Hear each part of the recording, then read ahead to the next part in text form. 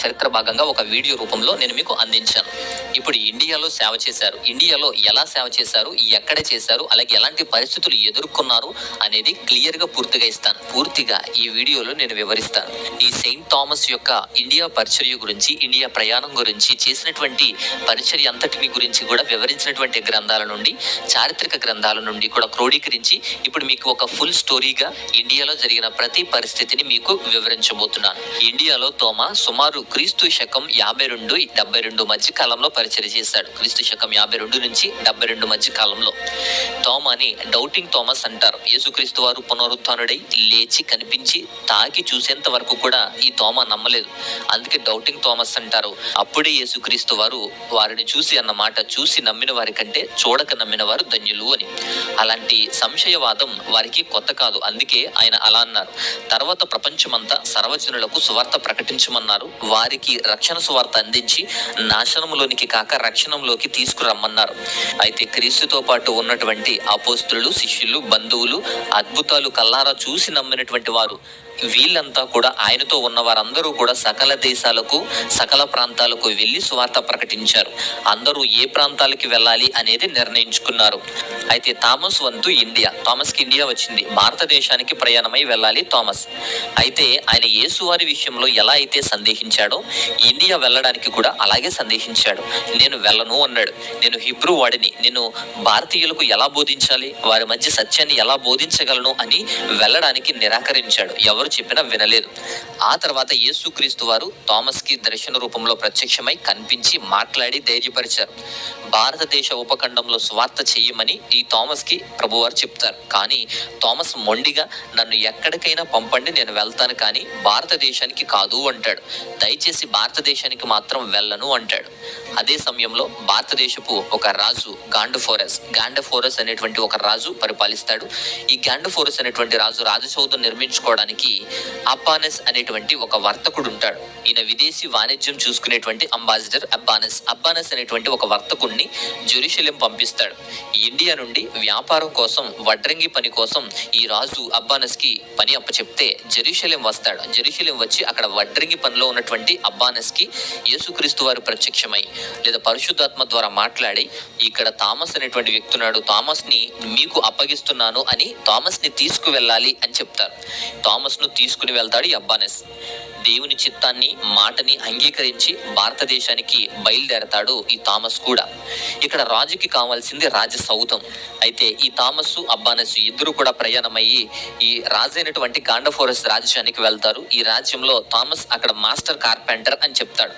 So రాజు ముందు నేను master కార్పెంటర్ని, furniture, buildings ని నిర్మించగలను అని చెప్తాడు. రాజు ఈ థామస్ కి రాజభవనం నిర్మించమని చెప్పి అడుగుతాడు. థామస్ నిర్మించడానికి ఒప్పుకుంటాడు, ప్రయత్నిస్తాడు.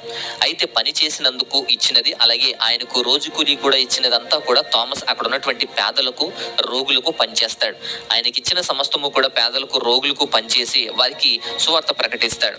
అలా వారికి బీదరికంలో వారికి సహాయం చేస్తాడు. అక్కడ వారికి సువార్త ప్రకటిస్తాడు. అవసరమైనటువంటి కొందరిని స్వస్థపరుస్తాడు కూడా. ఇలా పంచిపెట్టడం అనేది అక్కడ రాజ్యంలో నేరంగా పరిగణించి రాజభవనం కట్టకుండా పనిచేశాడు అని కోపగించి థామస్ ని అరెస్ట్ చేసి చెరసాల్లో పెడతారు. ఇంతలో రాజు యొక్క సహోదరుడు గాద్ అనేటువంటి సహోదరుడు ఉంటాడు. ఈ గాద్ అనేటువంటి రాజు యొక్క సహోదరుడు చనిపోతాడు. చనిపోయిన తర్వాత వారు సమాధి చేస్తూ ఉన్నప్పుడు థామస్ ప్రార్థించగా బ్రతుకుతాడు. తోమా వివరించినటువంటి రాజసౌధం పరలోకంలో ఉందని, ఆ పరలోకపు రాజసౌధం గురించి అద్భుతంగా వివరిస్తూ ఉన్నప్పుడు ఆ పరలోకపు రాజసౌధం యొక్క మహిమ, కాంతి ప్రవేశించి మరణించిన వాడిని తాకి తిరిగి బ్రతుకుతాడు. ఈ అద్భుతాన్ని చూసి కృతజ్ఞుడైనటువంటి ఈ యొక్క గాండఫోరస్ అనేటువంటి రాజు, అతని యొక్క అసెంబ్లీ అంతా కూడా క్రైస్తవ్యాన్ని స్వీకరిస్తారు. థామస్ శిష్యులుగా వారు మారిపోతారు. అక్కడ నుంచి థామస్ భారతదేశపు హార్ట్లాండ్ అయినటువంటి అసలైనటువంటి ల్యాండ్ లోకి తన ప్రయాణాన్ని ప్రారంభించాడు. క్రీస్తు శకం 52 అంటే యేసుక్రీస్తు వారు పునరుద్ధానం జరిగిన 20 సంవత్సరాల తర్వాత క్రీస్తు శకం 52లో కేరళ వస్తారు. ఆ తర్వాత 20 సంవత్సరాలు కూడా తమిళకం అంటే కేరళ, తమిళనాడు ప్రాంతాల్లో అంతటా కూడా ఆయన ప్రయాణించి స్వార్థ చేశాడు. సముద్ర తీరం వెంబడి ఉన్న యూదుల కాలనీలను వెతుకుతూ పోర్ట్ సిటీ అయినటువంటి క్రాంగనూర్ అంటే మొజీరెస్, ఈ క్రాంగనూర్ లో అడుగుపెట్టాడు. హిందువులకు సువార్త ప్రకటిస్తూ మలబార్ తీరం అంతటా కూడా ప్రయాణించాడు. ఆయన అన్ని కులాలను, ముఖ్యంగా బ్రాహ్మణులకు, క్షత్రియులకు బోధించాడు. వారే మొదట మారింది. బ్రాహ్మణులు, క్షత్రియులు, వైశ్యులు, శూద్రులు ఈ 4 కులాలకు కూడా బోధించి దాదాపు 17,000 మందిని హిందువులను రక్షణలోనికి తీసుకువచ్చాడు. థామస్ అక్కడ చర్చిలను కూడా నిర్మించారు. థామస్ ఆ తీర ప్రాంతంలో 8 చర్చిలను ప్రారంభించాడు. కొండంగల్లూర్, పొలయూర్, కొట్టకొవ్వు, పరవూర్ అనేటువంటి కొట్టకొవ్వూర్, కొక్కమంగళం, నిరానం, నిలక్కల్, చాయల్ అనేటువంటి నిలక్కల్, కొల్లం అండ్ తిరువితంకోడ్ ఈ ప్రాంతాలలో చర్చిలు నిర్మించాడు. ఈ చర్చిలు అన్నీ కూడా పెరియార్ నది దగ్గరలోనే ఉంటాయి. పెరియార్ నది, దాని ఉపనదులు మరియు సముద్ర తీరం వెంబడి ఇవన్నీ కూడా ఉంటాయి. థామస్ ద్వారా బాప్తిసం పొందిన వారిలో అనేక మంది బ్రాహ్మణ కుటుంబాలే ఉన్నాయి. బ్రాహ్మణ కుటుంబాలు క్రైస్తవులుగా మారారు. వీరు కేరళలోని నాజరానీ క్రిస్టియన్స్ గా పిలువబడుతున్నారు. ఇక పాలయూరులో జరిగినటువంటి సంఘటనలో మనం చూద్దాం. సెయింట్ థామస్ స్థాపించినటువంటి క్రాంగనూరు వాడరేవు సమీపంలో ఉన్న గ్రామాలలో ఉంటుంది ఈ పాలయూరు అనేటువంటి గ్రామం. ఇక్కడ 64 కుటుంబాలు ఉంటాయి. అందరూ కూడా బ్రాహ్మణులే. ఈ యొక్క బ్రాహ్మణ కుటుంబాలే ఉంటాయి ఈ గ్రామం అంతా. కానీ ఒకే ఒకటి గ్రామంలో యూదుల నివాసం ఒకటే ఉంటుంది. థామస్ ఈ ప్రాంతానికి రావడానికి కారణమైంది అదొక్కటే. అక్కడ ట్యాంకుల చుట్టూ కూడా దేవాలయాలు ఉన్నాయి అని నమ్ముతారు. ఈ యొక్క పాలయూరులోనే థామస్ తలియక్కులం అనేటువంటి సరస్సులో అద్భుతం చేశారు అని నమ్ముతారు. ఈ తొలియక్కులం అనేటువంటి సరస్సులో నంబూదిరి బ్రాహ్మణులు స్నానం చేసేవారు. అలాగే మరణించిన వారి కోసం యజ్ఞాలు చేసేవారు, పిండ ప్రదానం చేసేవారు తొలియక్కులం అనేటువంటి ఆ సరస్సులో. అయితే ఈ సెయింట్ థామస్ దాన్ని చూశారు. వేద పఠనంతో పాటు తమ అరచేతుల్లో నీటిని సింబాలిక్ గా సమర్పించటం, సూర్య భగవానుడికి పూజ చేయటం ఇదంతా కూడా గమనించాడు. సెయింట్ థామస్ కి ఇదంతా కూడా చాలా ఇంట్రెస్టింగ్ గా అనిపించింది. ఆసక్తి పెరిగి వీటి గురించి అడిగి తెలుసుకుంటాడు. అయితే ఈ కర్మ యొక్క అర్థాన్ని గ్రహించి ఉపయోగం లేని నమ్మకాలు పాటిస్తున్నారు అని చెప్పి, ఒకవేళ అవి నిజం అయితే నీటిని పడనివ్వకుండా గాలిలో ఆపండి. మీరు ఏమి పట్టిస్తారో, ఏ దేవతలు ఆ నీటిని ఆపుతాయో చేయండి అంటాడు. అంతా కూడా వృధాని వ్యాఖ్యానించాడు. బ్రాహ్మణులు అది ప్రకృతి విరుద్ధమని, అందుకే ఇది మాకు ఊహకు కూడా రాలేదు, మేము ఇలా ఆలోచించలేదు అని చెప్తారు. అప్పుడు థామస్ వారికి బోధిస్తాడు. ఇవన్నీ అర్థం లేని ఆచారాలు, దేవుళ్ళ పేరుతో చేస్తున్నటువంటి ఆచారాలు అని, నేను ఆరాధించేటువంటి నిజమైన దేవుడు మాత్రమే ఈ అద్భుతాన్ని చేయగలడు అని చెప్పి బోధిస్తాడు. వారు అలా దేవుడు చేస్తే గనక బ్రాహ్మణులు క్రైస్తవ మతాన్ని అంగీకరిస్తాము అని చెప్పి షరతులతో వాటిని చెయ్యి అని థామస్ కి చెప్తారు. ఈ సెయింట్ థామస్ ప్రార్థన చేస్తూ నీటిని ఆకాశంలోనికి విసురుతాడు. గాలిలో నీరు అలానే నిలిచిపోతుంది, వజ్రాలులా మెరుస్తాయి. అంతేకాదు, క్రిందకి చూస్తే చెరువులో కూడా నీళ్లు లేవు. ఎక్కడైతే నీళ్లు తీసి ఆకాశానికి విసిరాడో అక్కడ గుంటలా ఏర్పడటం, ఆ నీళ్లు ఆకాశంలో అలా ఉండి మిలమిలా మెరవటం అంతా కూడా వాళ్ళు గమనించారు, చూశారు చాలాసేపు. ఇలా అద్భుతాన్ని చూసి నమ్మి బ్రాహ్మణులంతా క్రీస్తుని నమ్మి క్రైస్తవులుగా మారారు. అక్కడే బాప్తిసం తీసుకున్నారు. వారు కొలిచేటువంటి విగ్రహాల గుడిని పగలగొట్టి అక్కడే వారు చర్చిని కట్టారు.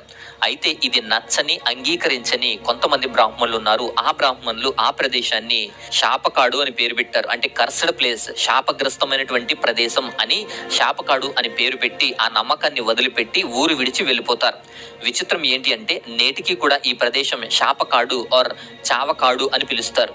ప్రస్తుతం ఇక్కడే చర్చిగా మార్చారు అని చెప్తారు. అయితే బ్రాహ్మణులుగా మారినటువంటి క్రైస్తవులు, అంటే బ్రాహ్మణులు క్రైస్తవులుగా మారినందువలనే ఈ నంబూరి బ్రాహ్మిన్స్ అనేటువంటి వారిని, ఈ నంబూరి బ్రాహ్మిన్స్ అంటే మిగతా బ్రాహ్మణ్స్ కు పడదు, మిగతా బ్రాహ్మణ్స్ వీరిని పట్టించుకోరు.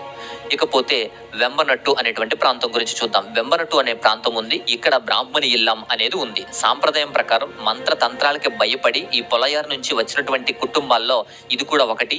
ఈ ప్రాంతాన్ని ఎప్పటికీ కూడా పుడుమన సేరి అంటారు, ద ప్లేస్ ఆఫ్ న్యూ మన అంటారు, అంటే ఇల్లాం అని పిలుస్తారు. ఇక్కడ బ్రాహ్మణ కుటుంబాలు కూడా మారాయి. ఏ బ్రాహ్మణ కుటుంబం మారిందో వారి వివరాలతో సహా పూర్తిగా వివరించబడ్డాయి. సో ఈ బ్రాహ్మణ కుటుంబాల వారు బాప్తిసం తీసుకున్నారు. పొలయూర్ మరియు కొట్టకొవ్వు అనేటువంటి ప్రాంతాల్లో ఉన్నటువంటి వారు వీళ్ళంతా. ఇక కేరళలో 16 సంవత్సరాలు సేవ చేశాడు ఈయన. కేరళలో 16 సంవత్సరాల తర్వాత అక్కడి నుంచి డెక్కన్ ప్లాట్యూకు వెళ్ళాడు. ఈ కేరళ ప్రాంతంలో మలబార్ తీరంలో పరిచర్యను ముగించుకొని తూర్పు వైపు వెళ్తాడు, తమిళనాడు వైపు. సో తమిళనాడులో పరిచర్య. ఈ తమిళనాడులోనే బ్రాహ్మణులు దొంగ దెబ్బ తీసి చంపేస్తారు ఈ సెయింట్ థామస్ ని. అయితే సెయింట్ థామస్ తర్వాత మద్రాసు, తమిళనాడు ప్రాంతానికి వెళ్తాడు. అక్కడ కూడా పరిచర్య ఎలా చేశాడు, ఎవరి దగ్గర ఉన్నాడు, ఏ రాజు ఆహ్వానించాడు, అంతేకాదు ఈ కేరళ మలబార్ ప్రాంతంలో ఆశ్రయించినటువంటి బ్రాహ్మణులు ఉంటే అక్కడ మాత్రం ఎందుకు బ్రాహ్మణులు వ్యతిరేకించారు, ఎందుకు బ్రాహ్మణులు చంపారు, ఏం జరిగింది, ఎలా పరిచర్య చేశాడు, ఎలాంటి పరిస్థితులను ఎదుర్కొన్నారు, ఎలా చనిపోయాడు అనేటువంటి విషయాలన్నిటినీ కూడా నేను నెక్స్ట్ పార్ట్ 2 ద్వారా ఇంకొక వీడియోలో నేను వివరించడానికి ప్రయత్నం చేస్తాను. సో తప్పకుండా ఆ వీడియో కూడా చూడండి. మంచి ఇన్ఫర్మేషన్ ఉంది కనుక మీరు లైక్ చేయండి, ఇతరులు కూడా కూడా షేర్ చేయండి. ఇండియన్ అపోస్తులుడిగా పిలువబడినటువంటి ఈ థామస్ గురించినటువంటి విషయాలు, పరిచర్య ఇదంతా కూడా మనం తెలుసుకునే ప్రయత్నం చేద్దాం. మరొక వీడియోలో మరలా కలుసుకుందాం. అంతవరకు దేవుని మహాన్నతమైన కృపా కాపుదల మనందరికీ తోడేయండి, బలపరచునుగాక. ఆమేన్.